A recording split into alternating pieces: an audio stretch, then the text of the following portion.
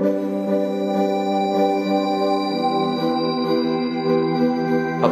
kepanjangan dari obstetri dan ginekologi. Di obstetri itu tentang kebidanan, sementara ginekologi adalah tentang kandungan. Kebidanan itu tentang ibu-ibu yang hamil mulai dari kehamilan awal di trimester 1 sampai dengan kehamilan akhir trimester 3 atau bahkan lebih dari lewat bulan.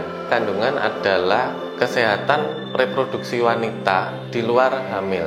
Jadi seperti yang banyak dikeluhkan, mungkin masalah keluhan menstruasi, nyeri menstruasi banyak, atau mungkin dari anak-anak dari dia tidak menstruasi, bisa mulai dari usia anak-anak sampai usia lansia.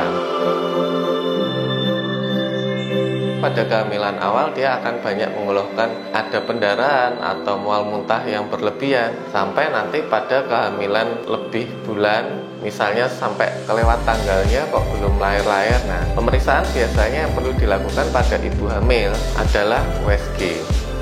Pemeriksaan rutin pada dokter spesialis obgyn terutama dilakukan untuk USG.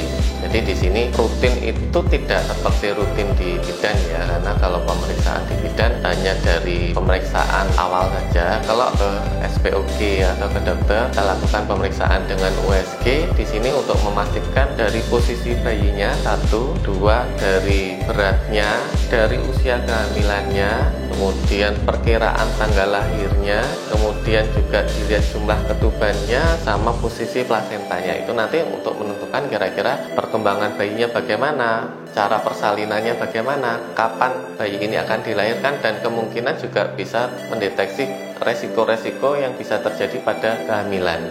Tindakan yang dapat dilakukan pada ibu hamil di RSUD SLG, pemeriksaan USG seperti yang di belakang ini, gambaran untuk USG 3 dimensi untuk melihat fisik bayi kira-kira ada kelainan fisik atau tidak, atau juga bisa USG yang biasa 2 dimensi untuk melihat perkembangan bayinya.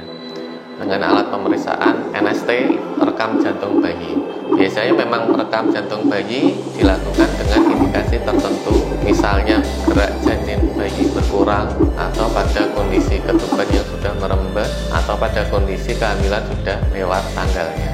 Tips dan trik untuk menjaga kesehatan kandungan dari ibu-ibu atau mungkin para wanita diharapkan tetap waspada dengan kesehatannya. Jadi misalnya menemukan sesuatu yang janggal, keputihan atau nyeri atau mens yang tidak teratur, diharapkan segera melakukan pemeriksaan. Jadi deteksi dini lebih bagus daripada nanti terlambat. Saya Dr. Dadang Wibowo SPOG, spesialis kebidanan dan kandungan RSUD SLG. RSUD SLG, pelayanan prima, komitmen kami.